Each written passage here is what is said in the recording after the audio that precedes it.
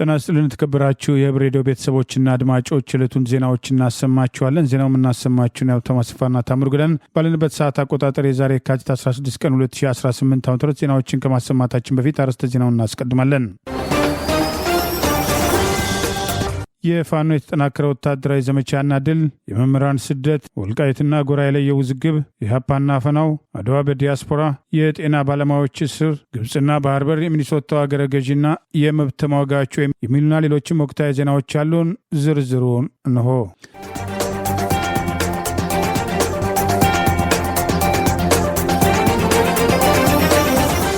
በሰሜን ወሎ ሀብሩ ወረዳ ልጅ ኢያሱ ኮር 24ኛው ክፍለ ጦርና ምስራቅ አማራ ኮር 1 ባለሽርጡ ክፍለ ጦር በጥምረት በጠላት ላይ ወሰዱትን እርምጃ ተከትሎ ድል መቀዳጀታቸው ተገለጸ።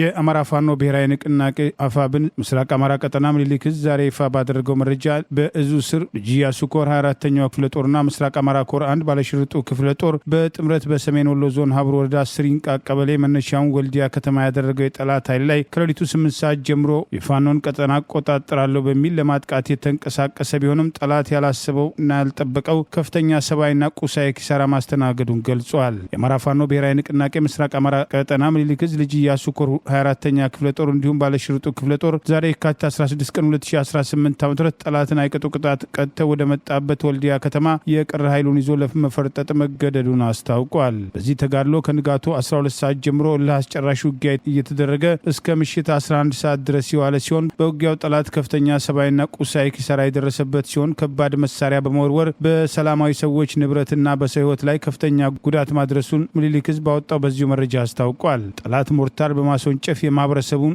ደን ከማቃጠል በተጨማሪ በግለሰብ ቤት ላይ በመወርወር አንድ የቤተሰብ አባል ሙሉ ከባድ ቁስለኛ አድርጎ የተለመደውን ህዝብን የመጨፍጨፍ ተግባሩን ቀጥሏል በማለት አፋብን ምስራቅ አማራ ቀጠና ምኒልክ ዕዝ ዛሬ የካቲት 16 ቀን 2018 ባወጣው በዚሁ መረጃ ገልጿል። ይህ በእንዲህ እንዳለ በሰሜን አማራ ቀጠና በላይ ዘለቀ ዕዝ ሻውራ ከተማ ሙሉ መቆጣጠሩን ዛሬ ባወጣው ተጨማሪ መረጃ ገልጿል። የአማራ ፋኖ ብሔራዊ ንቅናቄ ሰሜን አማራ ቀጠና በላይ ዘለቀ ዕዝ መይሳው ካሳ ሁለተኛ ኮር በአርበኛ ማንዴላ እያዩና ሌሎችም የኮር ከፍተኛ አመራሮች ያካተተ አራቱንም ክፍለ ጦሮች በማቀናጀት ካራማራ ክፍለ ጦር፣ አድዋ ክፍለ ጦር፣ ኦሜድላ ክፍለ ጦርና ፊት አውራሪ ገበየው ክፍለ ጦር እንዲሁም አርበኛ ሚኒያስን ጨምሮ ትላንት የካቲት 15 ቀን 2018 ዓ.ም ከቀኑ 7 ሰዓት የጀመረውን ለአስጨራሽ ውጊያ 5 ሰዓት በወሰደ አውደ ውጊያ አገዛዙን ጥምር ሰራዊት በመደምሰስ ከተማዋን ሙሉ ለሙሉ መቆጣጠር መቻሉን ገልጿል። በጀግኖች መስዋዕትነት ከተማዋን ከመቆጣጠር ባሻገር ዲሽቃዎች፣ ብሬኖች፣ ስናይፐሮች፣ በርካታ የነፍስ ወከፍ መሳሪያዎችን፣ በርካታ ተኳሾችን፣ ተሽከርካሪዎችና አገዛዙ የሚጠቀምባቸውን ቁሳቁሶች በቀላል እጃችን ማስገባት ችለናል በማለት የአማራ ፋኖ ብሔራዊ ንቅናቄ ሰሜን አማራ ቀጠና በላይ ዘለቀ ዕዝ ዛሬ የካቲት 16 ቀን 2018 ባወጣው ተጨማሪ መረጃ ገልጿል። በዚህ ለአስጨራሽ አውደ ውጊያን የመይሳው ካሳ ሁለተኛ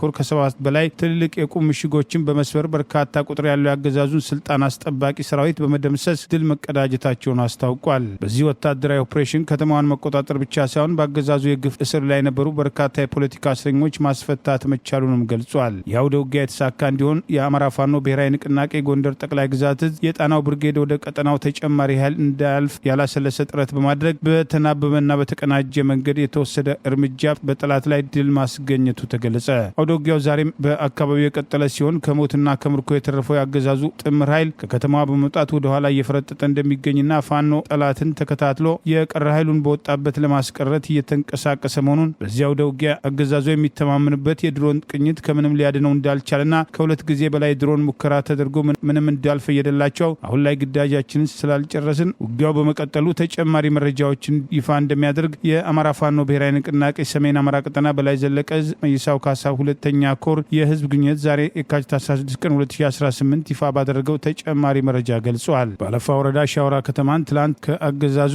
ሰሜን አማራ ቀጠና በላይ ዘለቀ ዕዝ መይሳው ካሳ ሁለተኛ ኮር ማስለቀቁን መረጃዎችን ጠቅሰን መዘገባችን አይዘነጋም። በአማራ ክልል ደቡብ ወሎ፣ ሰሜን ወሎና የኦሮሞ ብሔር ዞኖች ውስጥ የሚገኙ ከ1000 በላይ መምህራን በዚህ ዓመት በጀት ዓመት ውስጥም ስራቸውን ለቀው ወደ አረብ አገራትም ወደ ተለያዩ ከተሞችም ለተሻለ ስራ ፍለጋ መሰደዳቸው ተገለጠ። ዲደብሊው እንደገለጸው መምህራኑ ለስራ መልቀቃቸው ዋነኛ ምክንያት የኑሮ ውድነትና የሚከፈላቸው ደሞዝ ካለው ገበያ ጋር አለመመጣጠኑ እንደሆነ የተነገረ ሲሆን የተሻለ ኑሮ ፍለጋ የወጣት ተማሪዎች በህገወጥ ሆነ በህጋዊ መንገድ ወደ አረብ ሀገራት በመጓዝ በተለመደበት የአማራ ክልል ሰሜን ወሎ፣ ደቡብ ወሎና የኦሮሞ ብሔር ዞኖች አስተዳደር አሁን የተማሪዎችም ትምህርትን አቋርጦ በህገወጥ መንገድ መጓዝ መፍትሄ ሳይበጅለት የመምህራኑ መኮብለል እየተባባሰ መጥቷልም ብሏል። በሰሜን ወሎም ቆቦ ወረዳና ሀብሩ ወረዳ፣ በደቡብ ወሎ ታሁሌ ደሬ፣ ወረባቦ፣ መቅደላም፣ ሳይንት፣ ወግዲ እና አልባኮ ወረዳዎች፣ በኦሮሞ ብሔረሰብ ዞን የባቲ ወረዳ ገጠራማ አካባቢዎች ባሉትም ትምህርት ቤቶች የሚያስተምሩ መምህራኖች የተሻለ ኑሮ ፍለጋ ጠመኔያቸውን ወይም ቾካቸውን አስቀምጠው ወደ አረብ ሀገራት እየተጓዙ ለጉዟቸው ምክንያትም ደግሞ የተሻለ ኑሮ ፍለጋ ነው ሲሉ መምህር ያሲን መሐመድ ለዜና ጣቢያው ገልጠዋል። አጠቃላይ ያለው ሁኔታ ካለው ኑሮ ውድነት ጋር ተያይዞ ነው። ያለው ኑሮ ውድነትም የሚከፈለው ክፍያም ተመጣጣኝ ስላልሆነ የተሻለ ሄጄ ደግሞ ራሴን አወጣለሁ ከሚል አኳያ ነው። አስፈላጊም አይደለም፣ ግን ብዙ መምህራን እርግጠኛ ነኝ እየሄዱ ይገኛሉ። በተለይ በሰሜንና ደቡብ ወሎ አዋሳኝ ቆላማ አካባቢዎች ያሉ መምህራን በአካባቢው ያለው ዘልማዳዊ ህገወጥ የአረብ ሀገራትም ጉዞና እድል ቀንቷቸው ስኬታማ የሆኑ ሰዎችን እየተመለከቱ የሚጓዙ መምህራን መኖራቸውን መምህር መሐመድ ለራዲዮ ጣቢያው ገልጠዋል። ወደ አረብ ሀገራትም ስደት ነው አብዛኛው የተሻለ ኑሮ ፍለጋም ቦታቸውን ትንሽ አስቸጋሪ የሚባሉ ናቸው የሚሉትም የአካባቢውን ነዋሪ አካባቢው ኮሪደር ነው፣ በቃም አረብ ሀገራት መሄጃም የሄዱም እናገራለሁ። የማውቃቸው ሁለትም ሴቶችም ወንድ በተመሳይ ብዙ ሄደዋል። ከዚህም ቀደም ወደ አረብ ሀገራት መጓዛቸውን ያልተለመደ ሳይንት ወረዳ የሚያስተምሩ መምህራን ይህንኑም ጉዞ የመረጡ መኖራቸውን የወረዳው ትምህርትም ጽሕፈት ቤትም ኃላፊ የሆኑትም አቶ ትእዛዙ በላይም እንደዚሁ እማኝነታቸውን ሰጥተዋል። ምርጫ ቦርድ በወልቃይት ጠለምት በአማራና በትግራይ ክልል መካከል አከራካሪ ያላቸው አካባቢዎች ላይ የሚደረገው ምርጫ ከትግራይ ክልል ውጭ ለሕዝብ ተወካዮች ምክር ቤት፣ ለፌዴራሉ ፓርላማ ምርጫው እንዲካሄድና ለክልል ምክር ቤት የሚደረገው ምርጫ ይገባኛል ጥያቄው ውሳኔ እስኪፈታ ድረስ እንዲቆይ ዛሬ ባወጣው መግለጫ ይፋ አደረገ። የወልቃይት ጠገዴ ጠለምት አማራ ምሁራን ማህበር እርምጃውን ደግፎ የበኩሉን መግለጫ አውጥተዋል። የኢትዮጵያ ብሔራዊ ምርጫ ቦርድ የፌዴሬሽን ምክር ቤት በአማራና በትግራይ ክልላዊ መንግስት አከራካሪ የሆኑ ምርጫ ክልሎችን በተመለከተ ያስተላለፈውን ውሳኔ ይፋ ያደረገ ሲሆን ዛሬ የካቲት 16 ቀን 2018 ይፋ በሆነው የቦርዱ ውሳኔ በሰባተኛው ጠቅላላ ምርጫ የጊዜ ሰሌዳ በተመለከተ ጥር 22 ቀን 2018 የመራጮች ምዝገባ ለማካሄድ እየተዘጋጀባቸው ያሉትን ምርጫ ክልሎች ምርጫ ጣቢያዎች በዝርዝር ለህዝብ ይፋ ማድረጉን አስታውሶ ቦርዱ ያወጣ የምርጫ ክልሎች ጣቢያ ዝርዝር ተከትሎ የፌዴሬሽን ምክር ቤት ጥር 25 ቀን 2018 ለቦርዱ በጻፈው ደብዳቤ በትግራይና በአማራ ክልላዊ መንግስት መካከል አከራካሪ ሆነው የቆዩት የአምስት ምርጫ ክልሎች የይገባኛል ጥያቄ እስከሚፈታ የሁመራ ረመጽ፣ የኮረሞፍላ፣ የጠለምትና የራያ አላማጣ ምርጫ ክልሎች ከትግራይ ክልላዊ መንግስት ውጭ ሆነው ለብቻቸው በቀጥታ ለህዝብ ተወካዮች ምክር ቤት ምርጫ እንዲደረግ ምክር ቤቱ መወሰኑን አስታውቋል። የክልል ምክር ቤት ምርጫው በአካባቢዎቹ ላይ የተነሳው ይገባኛል ውዝግብ በህገ መንግስቱ ውሳኔ ሲፈታ አመቺ ጊዜ ተመርጦ ወደፊት እንዲካሄድ መወሰኑን ምክር ቤቱ ማሳወቁ ገልጸዋል። ጠቅላይ ሚኒስትር አብይ አህመድ ወልቃይትን እንደ መጫወቻ ካርድ በመቁጠር ባለፉት ዓመታት ሁሉ የወልቃይትን ጥያቄ ወደ ጎን በማድረግ በተለይም ከህወሓት ጋር ጦርነት በተገባበት ወቅት ወልቃይትን ትክክለኛው ማንነቱን በመጥቀስ ሰሜን በጌምድር የጎንደር አካል መሆኑን የማያውቅ የለም በማለትና ከጦርነቱ በኋላ ከህወሓት ጋር የጓዳ ድርድር ከጀመሩ ጀምሮ እስከ አደባባይ ድረስ በህገ መንግስቱ መሰረት ወልቃይት ወደ ትግራይ ነው በሚል በጀቱንም ለትግራይ እንመድባለን በሚል ዛሬም ድረስ ወልቃይት ጠገዴ፣ ራያ የማንነት ጥያቄ የሚነሳባቸው አካባቢዎች በጀቱ ወደ ትግራይ የሚሄድ ሲሆን የዛሬውም ውሳኔ በቅርቡ ከህወሓት ጋር የሚያደርጉት ጦርነት ተጨማሪ ተቃውሞ ከወልቃይት በኩል ይገጥመናል በሚል የወሰዱት እርምጃ አካል መሆኑ እየተጠቀሰ ይገኛል። አገዛዙ በተለይም የአማራና የትግራይ ህዝብ ተባብሮ የህልውናው አደጋ የሆነውን ስርዓት ሊታገል ይችላል የሚል ስጋቱን ለማስወገድ ወልቃይትን እንደ ካርታ እየጠቀምባት ነው የሚሉ ወቀሳዎች ዛሬም መነሳት ጀምረዋል። ይህ በእንዲህ እንዳለ የምርጫ ቦርድን ውሳኔ ተከትሎ የወልቃይት ጠገዴ ጠለምት አማራ ምሁራን ዛሬ የካቲት 16 ቀን 2018 ይፋ ባደረጉት መረጃ ምርጫ ቦርድ የወሰነው በምርጫ ቦርድ ውሳኔ መሰረት ለሰባተኛው ጠቅላላ ምርጫ የወልቃይት ጠገዴ ጠለምትና ራያ የምርጫ ክልሎች በተመለከተ ይገባኛል ጥያቄ እስኪፈታ የሁመራ፣ የአዲረመጥ፣ የኮረም አውፍላ፣ የጠለምትና የራያ አላማጣ ምርጫ ክልሎች ከትግራይ ክልል ውጭ ሆነው ለብቻቸው በቀጥታ ለህዝብ ተወካዮች ምክር ቤት ምርጫ እንዲደረግ የፌዴሬሽን ምክር ቤት ለቦርዱ በጻፈው ደብዳቤ መወሰኑ የማህበረሰቡ የዘመናት ጥያቄና ቤቱታ ምላሽ ለመስጠት የተወሰደ እንደ አንድ በጎ እርምጃ የሚታይ ነው ሲል ደግፎታል። በ2013 ዓ.ም በተካሄደው ስድስተኛው ሀገራዊ ምርጫ አካባቢው ከትህነግ አገዛዝ ነጻ ቢወጣም የመምረጥና መመረጥ ህገ መንግስታዊ መብቱ የህዝቡ ሳይረጋገጥ መቆየቱን ያስታወሰው መግለጫ የወልቃይት ጠገዴ ጠለምት አማራ ማህበረሰብ በአገር ደረጃ ውክልና ሳይኖረው የዜግነት የዜግነት መብቱ ሳይጎናጸፍና በጀት ሳያገኝ መቆየቱንም አስታውሰዋል። የወልቃይት ጠገዴ፣ ጠለምትና ራያ አካባቢ ከደርግ ውድቀት ማግስት የፌዴራል ህገ መንግስት ከመጽደቁ በፊት በ1984 ዓ.ም በጉልበት የማህበረሰቡ ፍላጎትና አሰፋፈር ግምት ውስጥ ሳይገባ ከህግ አግባብ ውጪ ትግራይ ክልል የሆነው ክልል 1 የተካለለ መሆኑ ግልጽ ነው። ይህም የሽግግር ቻርተሩ አንቀጽ 13ና 17 አንቀጽ 13ና አንቀጽ 13ና አዋጅ 7 1984 ዓ.ም በመጣስ ከህግ ውጪ የተፈጸመ ነው ሲል ተቃውሞውን ጭምር ገልጿል። የወልቃይት ጠገዴ ጠለምት አማራ ምሁራን ማህበር ውሳኔው የህወሓት ጸረ ሰላም አቋምና አደናቃፊ የሆነ አሉታዊ ሚና ከግምት ውስጥ በማስገባት የወልቃይት ጠገዴ ጠለምት አማራ ማህበረሰብ በፌዴራል ደረጃ ብቻ ሳይሆን በአማራ ክልል ምክር ቤት ጨምሮ ህጋዊ ውክልና እንዲኖረው አበክረን እንጠይቃለን ሲል ጥሪ አቅርበዋል።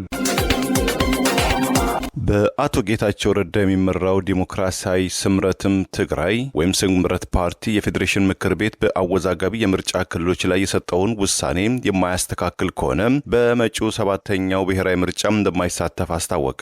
በጠቅላይ ሚኒስትሩ የምስራቅ አፍሪካ ጉዳዮች አማካሪ የሆኑት አቶ ጌታቸው ረዳ የሚመሩት ስምረት ፓርቲ በአማራና በትግራይ ክልሎች መካከል አከራካሪ በሆኑ ቦታዎች ላይ ከሁለቱም ክልሎች ውጪ በሆነ ሁኔታ በቀጥታ ለህዝብ ተወካዮች ምክር ቤት ምርጫ እንዲደረግ የፌዴሬሽን ምክር ቤት መወሰኑን የኢትዮጵያ ብሔራዊ ምርጫ ቦርድ ማሳወቁን ተከትሎ ፓርቲው የተቃውሞ ደብዳቤም ጽፏል። በቀድሞ የትግራይ ክልል ጊዜያዊ አስተዳደር ፕሬዝዳንት በአቶ ጌታቸው ረዳ የሚመራው ስምረት ፓርቲ ተቃውሞውን ለፌዴሬሽን ምክር ቤትና ለብሔራዊ ምርጫ ቦርድ ባሳወቀበት ደብዳቤው ውሳኔውን ህገወጥ፣ ህገ መንግስታዊ ስርዓት አልበኝነትም ሲል ተችቶታል።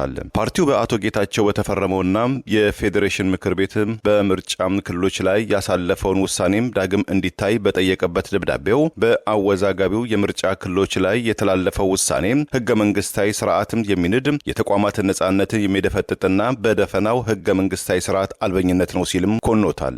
በማከልም ይህ የፌዴሬሽን ምክር ቤት ውሳኔ ተቋሙ በሌለው ህገ መንግስታዊ ውክልና ላይ የተመሰረተ ነው በማለትም የፌዴሬሽን ስርዓቱ በጠራራ ፀሐይ እየተገዘገዘ ይገኛል ሲል ኮንኗል። የውስን ክርክር በህጋዊ መንገድ መፍትሄ ሳያገኝ ምርጫ በፌዴራል መንግስት ይፈጸማል ማለት የክልል አስተዳደርን በጉልበት የመንጠቅ ሙከራ ነው ያለው የእነ አቶ ጌታቸው ረዳ ፓርቲ ቦርዱ ተጠሪነቱ ለተወካዮች ምክር ቤት ሆኖ ሳለ የፌዴሬሽን ምክር ቤት ፖለቲካ ፍላጎትም ተገፋፍቶ በቦርዱ ስራ ጣልቃ መግባት ነው ሲልም ወቅሷል።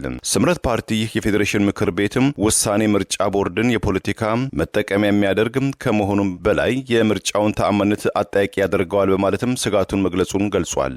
በተጨማሪም የፌዴሬሽን ምክር ቤት ውሳኔ የምርጫ ቦርድ ድርጊትም ስልጣንን አላግባብ መጠቀም ነው በማለት ውሳኔውን በህግ ፊትም ተቀባይነት የሌለውና የማይጸና ነው ሲልም ተችቷል። የፌዴሬሽን ምክር ቤትና ብሔራዊ ምርጫ ቦርድ በውሳኔው ላይ ማስተካከያ የማያደርጉ ከሆነ ዲሞክራሲያዊ ስምረት ፓርቲ ወይም ስምረት ፓርቲ በመጪው ምርጫና በሌሎችም መሰል ህገ ወጥ ድርጊቶች ላይ እንደማይሳተፍም በደብዳቤው ላይ አሳውቋል። ብሔራዊ ምርጫ ቦርድ በፌዴሬሽን ምክር ቤት ውሳኔ መሰረት በአማራና በትግራይ ክልሎች መካከል አከራካሪ ሆነው የቆዩትም 5 የምርጫ ክልሎች ወይም አካባቢዎችን ጉዳይ እስኪፈታም ለብቻው ምርጫ እንዲያደርግ መወሰኑን አስታውቋል። ከነዚህም በትግራይና በአማራ ክልል ይገባኛል ጥያቄ የተነሳባቸውና ከሁለቱም ክልሎች ውጪ ሆነው በራሳቸው ምርጫ እንዲደረግባቸው የተወሰኑት የሁመራ፣ የአዲ ረመጽ፣ የኮረም አፍላ፣ የጠለምትና የራያ አላማጣ ምርጫ ክልሎች መሆናቸውም ታውቋል። በእነዚህ 5 የምርጫ ክልሎች የሚገኙ መራጮች ድምጻቸውን የሚሰጡት ለህዝብ ተወካዮች ምክር ቤት እጩዎችም ሲሆን የክልል ምክር ቤት ምርጫው በአካባቢዎቹ ላይ የተነሳውን ይገባኛል ውዝግብ በህገ መንግስት ውሳኔ ከተፈታ በኋላ እንደሚያካሄድ የፌዴሬሽን ምክር ቤት ማሳወቁን ተከትሎ ስምረት ፓርቲ የተቃውሞ ደብዳቤውን ለመጻፍ መገደዱን አስታውቋል። ኢህአፓ በመላው ሀገሪቱ የምርጫ እጩዎቹ የተዋከቡ እየታሰሩና እየተሳደዱ ኢኮኖሚያዊ ጫና እየደረሰባቸው መሆኑን አስታውቋል። የፓርቲው ዋና ጸሐፊ በምርጫ ክርክር ላይ ያቀረቡት ሀሳብ የህዝቡን ትኩረት ስበዋል። ዳግማዊ ክርስቲያን ታደለ በሚል ከወዲሁ የህዝብ አንደበት በመሆናቸው ሙገሳ እያገኙ ቢሆንም ስርዓቱ እርምጃ እንዳይወስድባቸው የሚሰጉ ማስተያየታቸውን የሰጡ ነው። የኢትዮጵያ ህዝብ አብዮታዊ ፓርቲ ኢህአፓ ገዢው ብልጽግና ፓርቲ ጭምር የፈረመበትን የምርጫ ስነ ምግባር ተፈረመ በተባለ ማግስት በደቡብ ኢትዮጵያ ክልል በጋሞ ዞን የአርባ ምንጭ ምርጫ ክልል የህዝብ ተወካዮች ምክር ቤት እጩ ተወዳዳሪ የኢህአፓ ማዕከላዊ ኮሚቴ አባልና የጋሞ ዞን የፓርቲው ሰብሳቢና የአርባ ምንጭ ከተማ የትብብር ኢትዮጵያ የፓርላማ እጩ የሆኑት ሰለሞን ሳዳ ዛሬ ከንጋቱ 12 ሰዓት ጀምሮ በመንግስት ታጣቂዎች ታፍነው መወሰዳቸውን ባወጣው መግለጫ ጠቅሶ አፈናና ማሳደዱ በተለያዩ የአገሪቱ አካባቢዎችም መቀጠሉን አስታውቋል። ኢህአፓና ትብብር ለኢትዮጵያ አንድነት ኢትዮጵያ ከሚመለከታቸው አካላት ጋር በመሆን ችግሩን ለመፍታት ከፍተኛ ጥረት ሲያደርጉ መቆየታቸውን ጠቅሶ በአገሪቱ በሁሉም ክልሎች በሚገኙ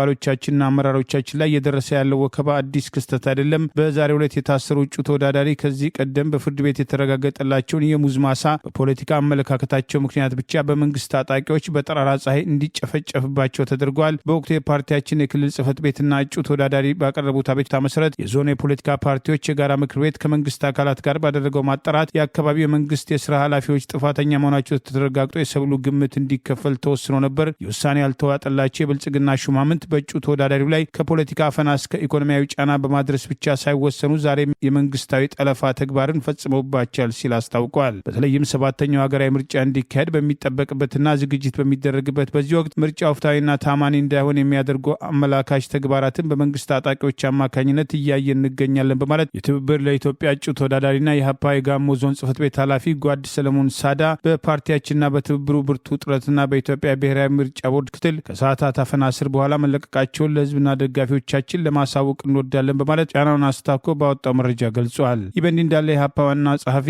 ሚስጥረ ስላሴ ታምራት ከገዢው ብልጽግና ፓርቲና ከኢዜማና ሌሎች የፖለቲካ ፓርቲዎች ጋር የአገዛዙ ልሳን ከሆኑ መገናኛ ብዙሃን አንዱ በፋና ቀርበው የምርጫ ክርክር ባደረጉበት ወቅት በገዢው ፓርቲ ላይ ጠንከር ያሉና በእውነት ላይ የተመሰረቱ ምላሾችን መስጠታቸው የህዝብ ትኩረት ያገኘ ሲሆን ወጣቷ ፖለቲከኛ ከዚህ ቀደም እንደነበሩ ፖለቲከኞች የስርዓቱ ሰለባ እንዳይሆኑ አንዳንዶች ስጋታቸውን መግለጽ ጀምረዋል። አገዛዙ ምርጫውን የሚፈልገው ህጋዊ ተቀባይነት ለማግኘትና ለይስሙላ እንጂ አስቀድሞ ምርጫ የተጠናቀቀ መሆኑን የሚጠቅሱ ወገኖች ወጣቷ ፖለቲከኛ በአስቸጋሪ ሁኔታ ከስድስተኛው ብሔራዊ ምርጫ በህዝብ ከፍተኛ ተጋድሎና ትግል ተመርጦ ወደ ፓርላማ የገባው የፓርላማው የመንግስት ተቆጣጣሪ ጉዳዮች ቋሚ ኮሚቴ ሰብሳቢ ጭምር የነበረው አቶ ክርስቲያን ታደለና ሌሎችም የምክር ቤት አባላት ያለመከሰስ መብታቸው ሳይነሳ በግፍ እስር ላይ የሚገኙት ጠቅላይ ሚኒስትር አብይ አህመድን ክርስቲያን ታደለ ፊት ለፊት በአማራ ህዝብ ላይ የተከፈተው ጦርነት እንዳይከፈት ተቃውሞውን ማቅረቡና ጦርነቱን ተከትሎ ለሚፈጠር የሰብአዊ መብት ጥሰትና የጦር ወንጀል ተጠያቂነት ከወዲሁ ጠቅላይ ሚኒስትሩ ተጠያቂ ለመሆን ተዘጋጅተዋል ብሎ ከመጠየቅ አልፎ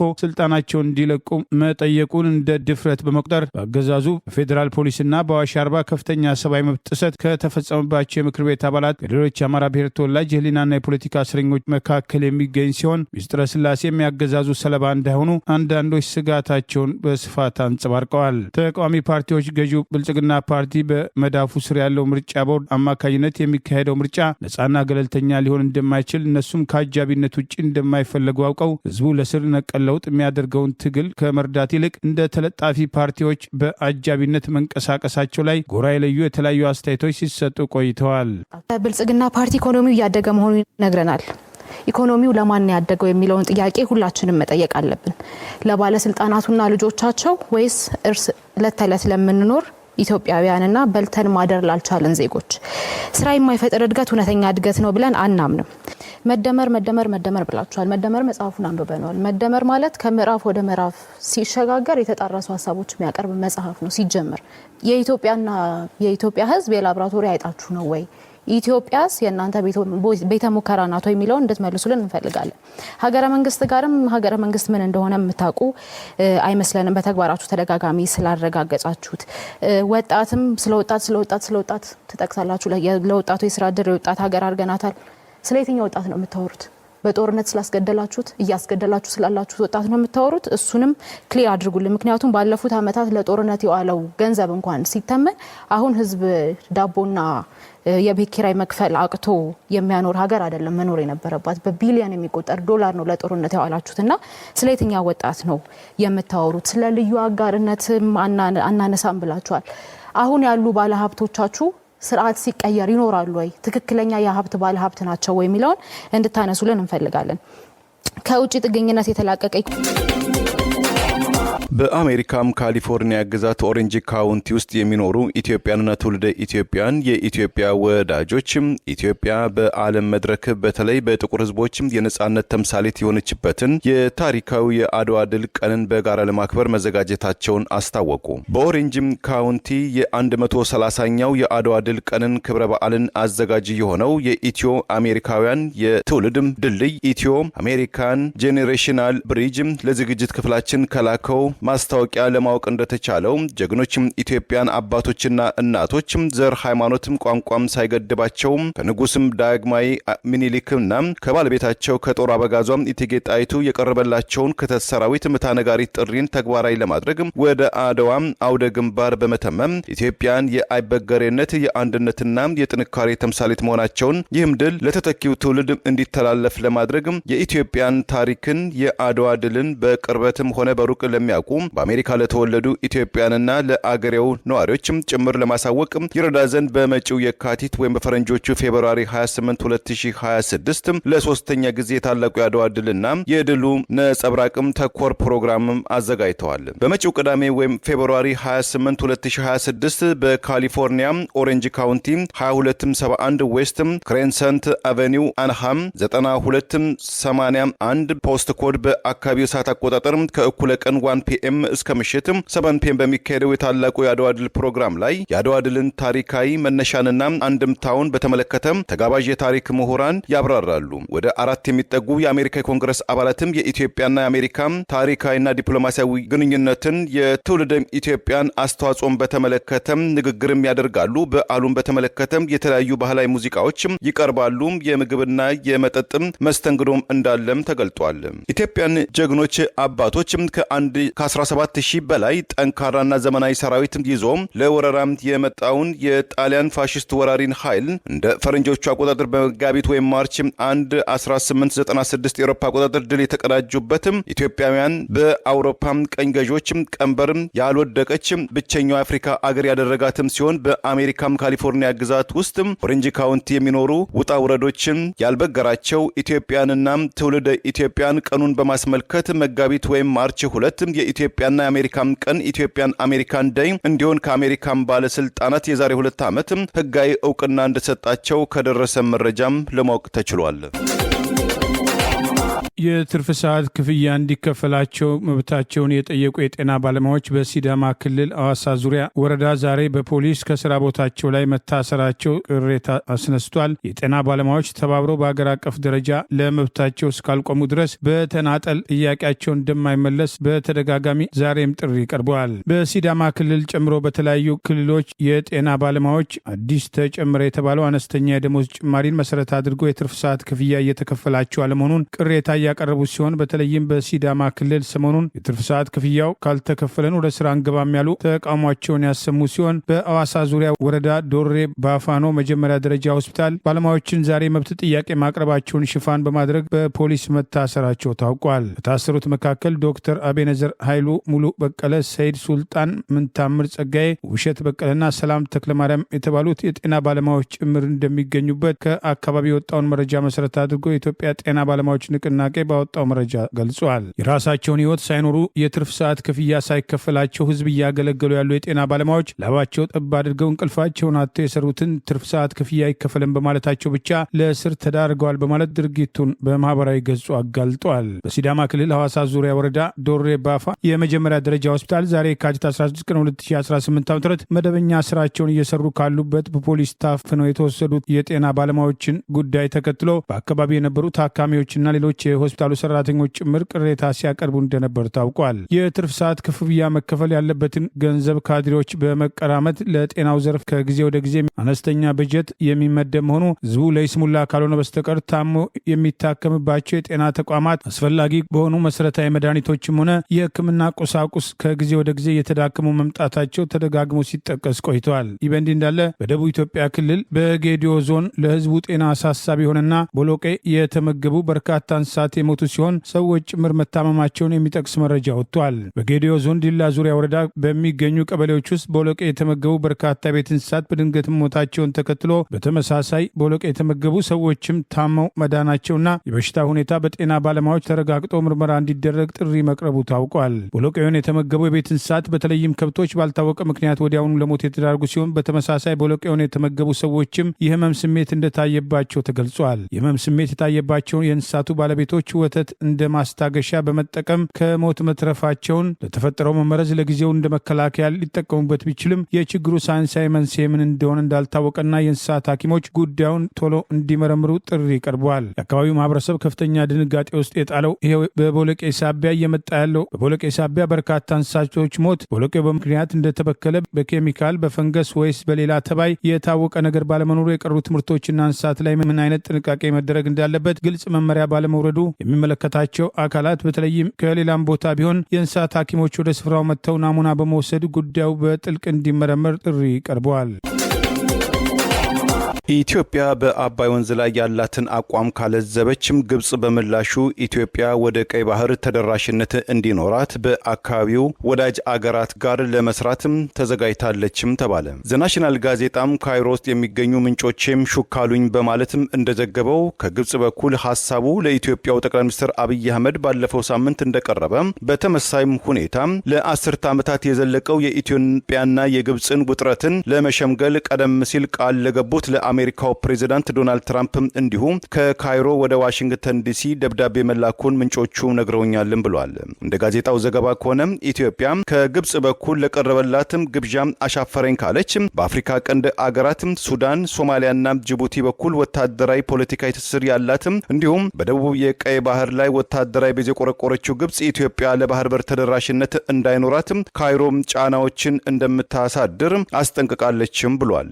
ከግብጽ በኩል ለኢትዮጵያ ቀርቧል የተባለውን የሰጥቶ መቀበል ግብዣን በተመለከተ ከአዲስ አበባም ሆነ ከካይሮ መንግስታት በኩል የተሰጠ ማረጋገጫ ማስተባበያ አለመኖሩን የጠቀሰው ዘገባው በቅርቡ የቱርኩ ፕሬዝዳንት ረኪብ ጣይብ ኤርዶጋን አዲስ አበባ ላይ የተቀበሏቸው አብይ አህመድ በሰጡት የጋራ ጋዜጣዊ መግለጫ ላይ 130 ሚሊዮን ህዝብ ያላት ኢትዮጵያ ለባህር በር ተደራሽነትም ተነፍጋም የመልክዓ ምድር እስረኛ መሆን አትችልም። ይህ አይነቱ እውነታም ከዓለም አቀፍም አሰራርናም ከኢኮኖሚያዊ ሂደትም የሚጣረስ እንቅስቃሴ ነው ማለታቸውን በጉዳዩም ዙሪያ በቱርኩ ፕሬዝዳንት ኤርዶጋን ጋር የዘለቀም ጥልቅ ውይይት ማድረጋቸውን ወዳጅ ያሏትን ቱርክ ገንቢ ሚና እንድትጫወት ኢትዮጵያ እንደምትሻም አብይ አህመድ መግለጻቸውን ዘገባው አውስቷል።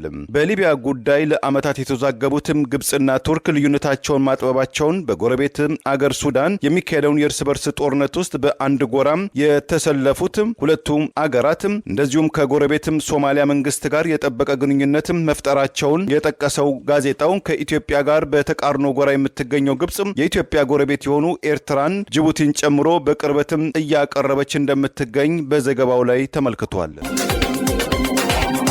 የምርጫ ቦርድ አስቀድሞ ያስተላለፈው ውሳኔም ሆነ ዛሬ ፌዴሬሽን ምክር ቤት የሰጠውን ውሳኔ ተከትሎ ያሳለፈው ውሳኔ የአገዛዙ ሴራ መሆኑን ጀዋር መሐመድ ገለጸ።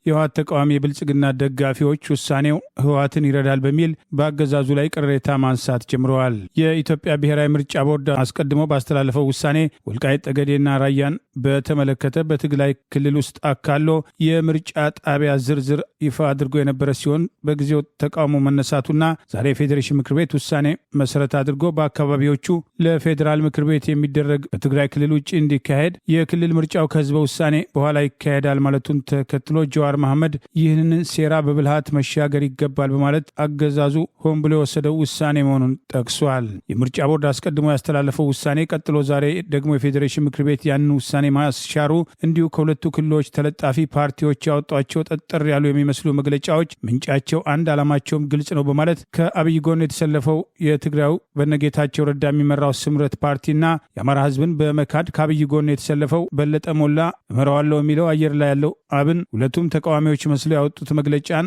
ተከትሎ ጀዋር መሐመድ የሁለቱም የሚቃረኑ የሚመስሉ መግለጫዎች ዋና ዓላማቸው ግልጽ ነው፣ ስለሆነም ከግራ ቀኙ ያላችሁ ወገኖች ሰከን ባለመንፈስና በብልሃት ሴራውን እንደምታከሽፉ ተስፋ እናደርጋለን በማለት አስተያየቱን ሰጥቷል። ይህ በእንዲህ እንዳለ ከህወሓት በተቃራኒ የተሰለፉና አገዛዙን የሚደግፉ ራሳቸውን ቀደም ሲል የትግራይ ብልጽግና ፓርቲ አመራሮችና አባላት ይሉ ከነበሩ መካከል አንዳንዶቹ በማህበራዊ ሚዲያ ቅሬታቸውን እያቀረቡ ሲሆን የዚሁ የትግራይ ብልጽግና የተባለው መሪ የአገዛዙ ሚኒስትር ዶክተር አብርሃም በላይ በድፍረት ወጥቶ የዛሬውን ውሳኔ መቃወም አለበት የሚሉ ግፊቶችም እያደረጉበት መሆኑ ታውቋል። ለህወሓት ውሳኔው ጠቃሚ ነው፣ የህወሓትን መከራከሪያና ህወሓት ከህዝብ ለመነጠል የነበረበትን ሂደት የሚያስቀር ይልቁኑ ህወሓትን ህዝባዊ ድጋፍ እንዲያገኝ ያደርጋል የሚል ስጋታቸውንም ገልጸዋል። የትግራይ ክልል ጊዜያዊ አስተዳደር በበኩሉ የፌዴሬሽን ምክር ቤት ውሳኔ የክልሉ ህገ መንግስታዊ ወሰን አደጋ ላይ የሚጥል ነው ሲል በተጨማሪ ባወጣው መግለጫ አውግዟል። የአብይ አገዛዝ ለጦርነት የተዘጋጀ ባለበትና በህወሓት ላይ ጦርነት ከመውሰዱ በፊት በወልቃይትና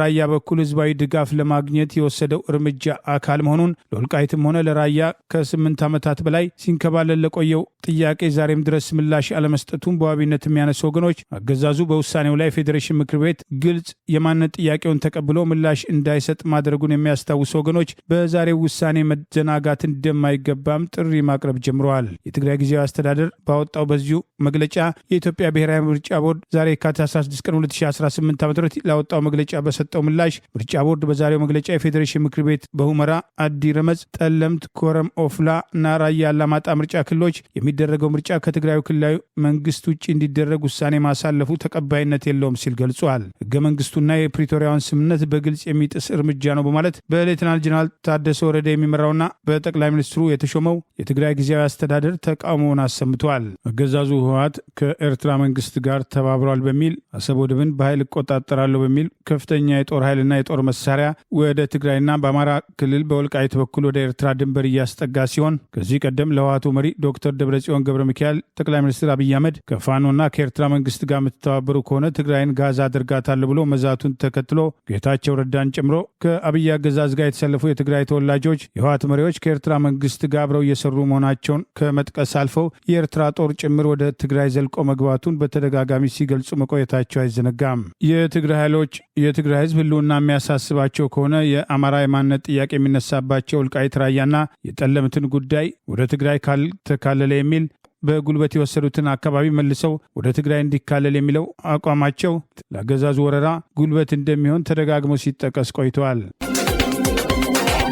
ከሳምንት በፊት ኤርትራን የጎበኙት የሳውዲው ምክትል የውጭ ጉዳይ ሚኒስትር ዋሊድ አልካሬጂ ዛሬ ከኢትዮጵያ ውጭ ጉዳይ ሚኒስትር ከዶክተር ጌዲዮን ጢሞቴዎስ ጋር በአዲስ አበባ ተገናኝተው ውይይት ማድረጋቸውም ተገለጸ። ምክትል የሳውዲው የውጭ ጉዳይ ሚኒስትርና ዶክተር ጌዲዮን ጢሞቴዎስም በአዲስ አበባ ቆይታቸው በቀጠናዊ ሰላምና ሁለቱን አገራት በሚያመላክቱ የጸጥታ ጉዳዮች ላይ መወያየታቸውም ታውቋል።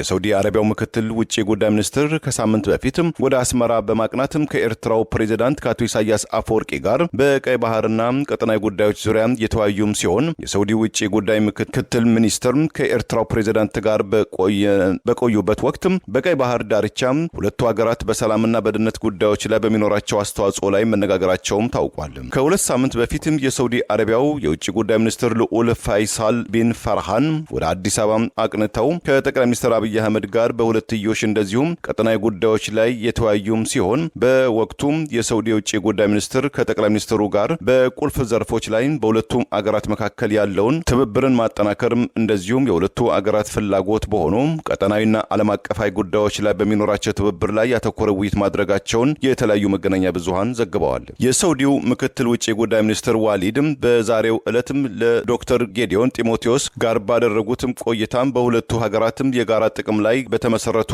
ቀጠናዊ ሰላም እናም ጸጥታ ጉዳዮች ላይ መምከራቸውም ታውቋል።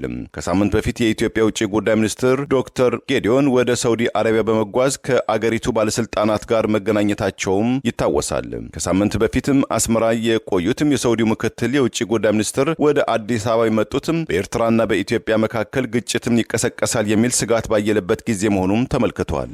ለኢትዮጵያና ለኤርትራም ቀረቤታ ያላትም በነዳጅ ሀብቷም የበለጸገችው ሳውዲ አረቢያም በኢትዮጵያና በኤርትራ መካከል ድህረ የባድመ ጦርነትም ለ27 ዓመታትም ሰፍኖ የነበረውን ሰላም የለም ጦርነት የለም የሚለውን ፖሊሲ በወርሃ መስከረም ወይም ሴፕቴምበር 16 2018 ኤሮፓ አቆጣጠር በጅዳ በተካሄደው የኢትዮጵያና የኤርትራ መሪዎችም ታሪካዊ የጋራ መድረክ ላይ የዲፕሎማቲክም ግንኙነትም እንዲጠናከር የጦርነት ውጥረትም እንዲቋጭ በማድረግ ሳውዲ አረቢያም ዓለም አቀፍ ሙገሳ ማግኘቷም ይታወሳል።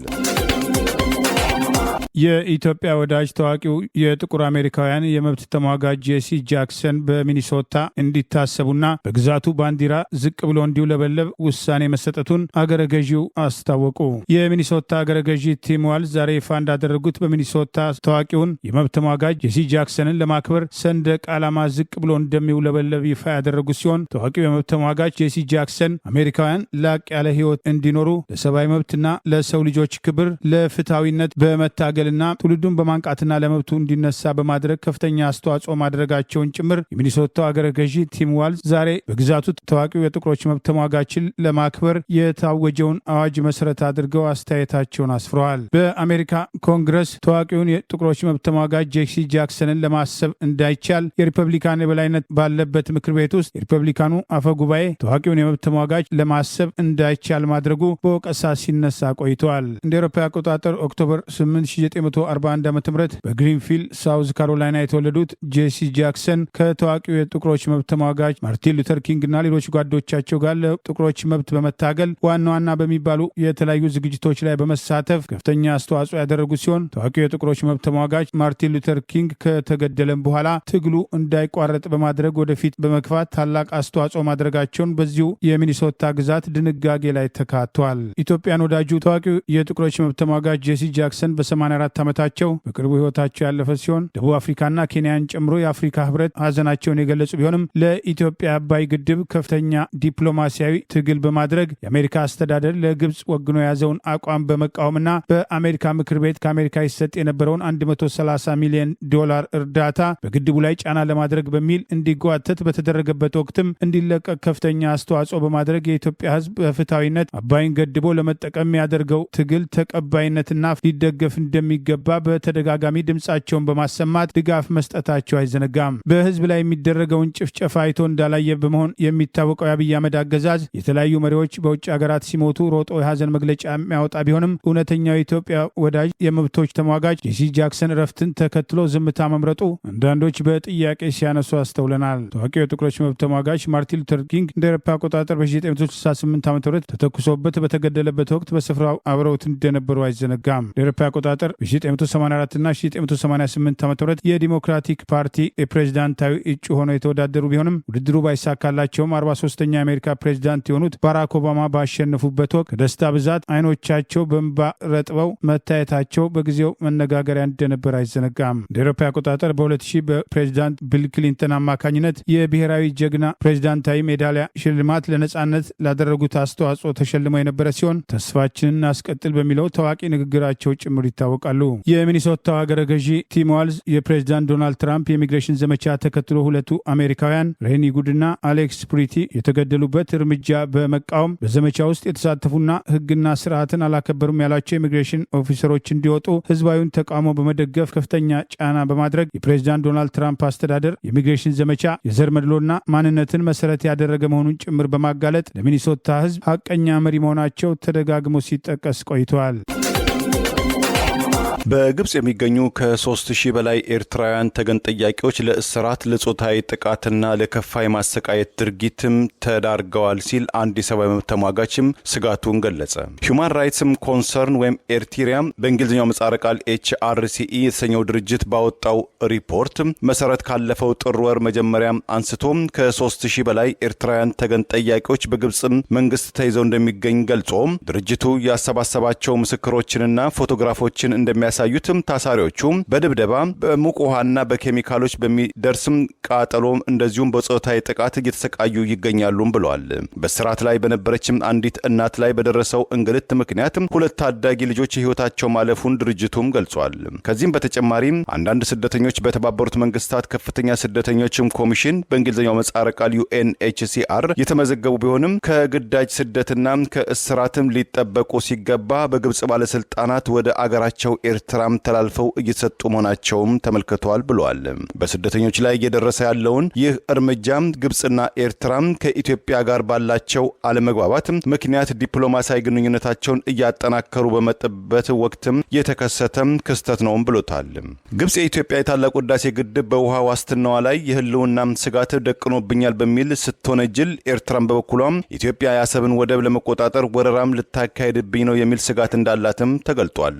እንደ ሰብአዊ መብት ተሟጋቹ ድርጅት የተባበሩት መንግስታት ድርጅት ስደተኞች ወደ ኤርትራም አሳልፎ የመስጠቱ ሂደት በአስቸኳይ እንዲያስቆም ጥሪ ያቀረበ ሲሆን ግብጽም በዓለም አቀፍ የስደተኞች ህግ መሰረት ግዴታዋን እንድትወጣም አሳስበዋል። እንደ ድርጅቱ መረጃ መሰረት በኤርትራ ውስጥ ጋዜጠኞችን፣ የፖለቲካ ተቃዋሚዎችንና የሃይማኖት አናሳ ቡድኖችን ጨምሮ ከ10,000 በላይ የህሊና እስረኞች ይገኛሉ። ብዙዎቹም ያለምንም ፍርድ ቤትም ሂደትን ለአመታት በእስራት ላይ እንደሚገኙ የፈረንሳዊ ዜና አገልግሎት AFP ዘግቧል። ኤፍፒ በጉዳዩ ዙሪያ የኤርትራ መንግስት ባለስልጣናትን ለማነጋገር ያደረገው ሙከራ አለመሳካቱን በዘገባው ላይ ተካቷል። ለዛሬ ያሉን ዜናዎች እነዚህ ናቸው። ዜናውን ስታደምጡ ለቆያቸው የህብር ሬዲዮ ቤተሰቦችና አድማጮች ምስጋናችን ድረሳቸው። የህብር ሬዲዮ ኦፊሻል ዩቲዩብ ቻናላችንን ሰብስክራይብ ያላደረጋችሁ ሰብስክራይብ በማድረግ በተጨማሪም የደውል ምልክቱን በመጫን የህብር ሬዲዮ ቤተሰብ እንድትቀላቀሉ በአክብሮት እንጋብዛለን። እንደ ወትሮ ሁሉ የህብር ሬዲዮ ቤተሰቦች ፕሮግራሞቻችንን ላይክ በማድረግ ሼር በማድረግ አስተያየቶቻችሁን በመስጠት አብሮነታችሁን እንድትገልጹ በአክብሮት እንጠይቃለን። በድጋሚ እናመሰግናለን። ጤና ይስጥልን። ቸር እንቆይ።